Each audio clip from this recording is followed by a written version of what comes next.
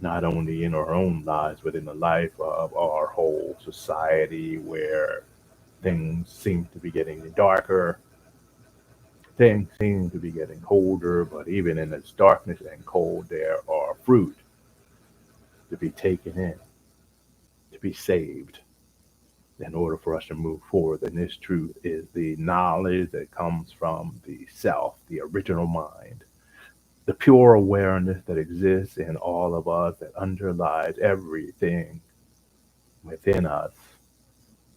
We often think that the ego is who we are, or even our emotions and our feelings.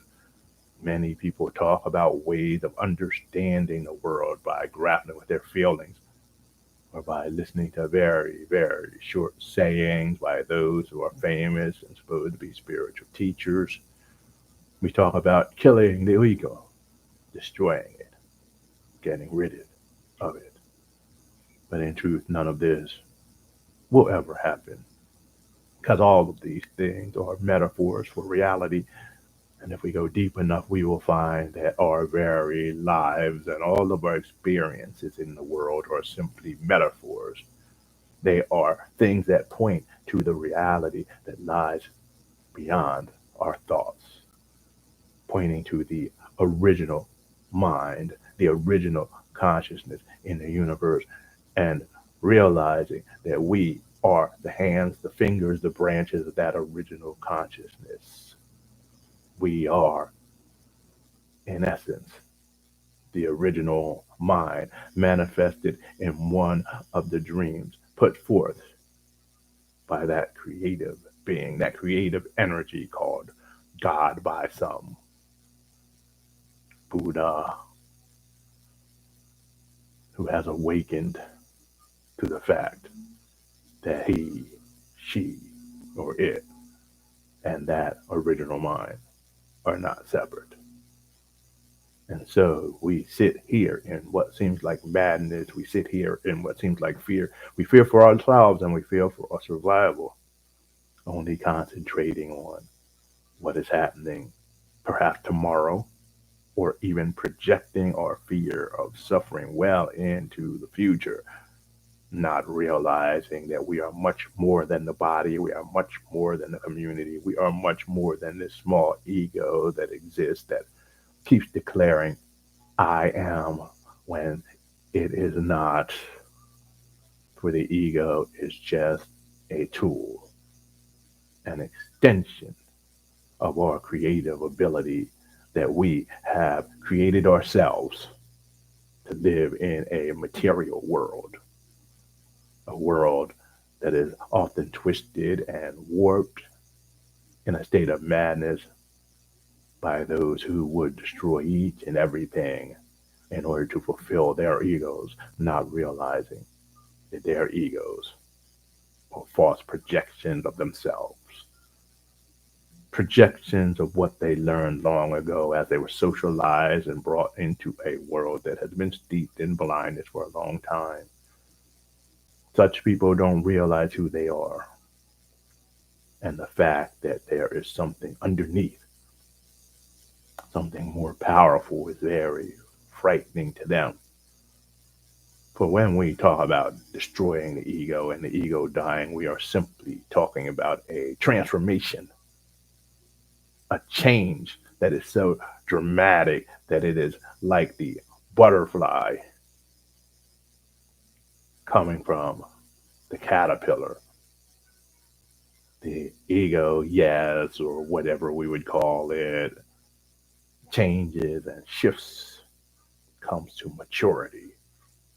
And that is the aim for all of us, no matter what path we take. I think the problem is sometimes, though, that we cling to some religion so tightly that we won't step off the cliff. Many times people go to Buddhist retreats or sanghas and they sit there day after day trying to destroy the ego, trying to get beyond themselves. They get to the point where they learn all of the mantras or they learn all of the scripture and all of that, and they become a Buddhist or a Hindu or a Christian or just whatever the label is. And then they stay at that point because they are a good Buddhist, but not the Buddha. The aim of the religion is to embody that which we see. The aim of Buddhism is not to be a Buddhist. It has become a bodhisattva, which is a Buddha moving in time and space. And all that takes is being willing to step out into the void, to realize that we are the awareness of the universe, and then as a result of that realization, to begin to live as that awareness. But most of it is all involved in our ability to just say, yes, I am going to step off this cliff. So the question is, do you want to be a Buddha or do you want to be a Buddhist? Do you want to be a yogi or do you want to be Shiva or Shakti? Do you want to be Christian or Christ? What do you want to be? Are you afraid of letting go? Are you afraid that the ego is going to die and you'll die with it? Do you fear the silence when you sit and when you listen? Because of all of the voices that come up that speak of the pain and suffering we've had in our lifetime, living in a world of madness, of anger, and of greed, not realizing that those feelings and those thoughts and ideas are not us, they are not our mind. A lot of people say, I cannot quiet my mind when I meditate, not realizing that those words and those ideas are not their mind. They are tapes, words, descriptions, memories, all wrapped together like a cocoon, creating what is known as the ego. And when one is really ready to let go of them, when one sits, they begin to show themselves. And we, as the creative being, the Atman that exists within the mind, then have the power to either hold on to them and disempower them by letting them go. That is, or disempower them by letting them go. So, do we hold on to those ideas, cling to them, allow them to go back into the subconscious so they affect our lives? Or do we make the decision to let them go? That is the power of the human being. We have the power to choose how to act and react and what we will hold on to and what we will let go of. Don't settle for being the Buddhist. Be the Buddha. As in the Heart Sutra, no path, no ignorance nor extinction of ignorance, no old age or death.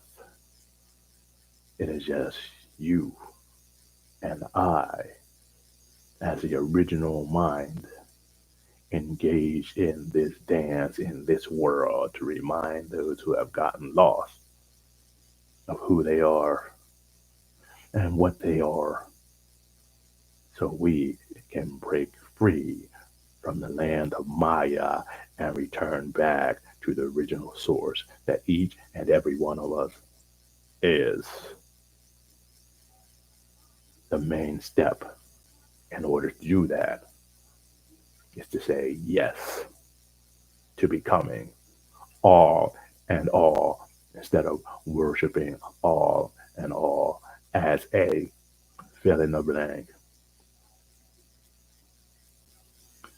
So that is our short Dharma talk for today. I hope you enjoyed it and will think about it, and perhaps you will leave some comments in the comment box and help us continue to do these things and many other healing things by subscribing, following us, and visit our website. You can find a link below, and we also have a GoFundMe so that we can give all kinds of teachings and do healing work at a very low cost. So, namaste, everyone. Remember, the world is yours because you are that which you have been seeking. It is time to open up like that lotus blossom and let the jewel at the center of your heart shine the light of love and peace and justice in this troubled world, making all of the darkness fall before you. Namaste, folks.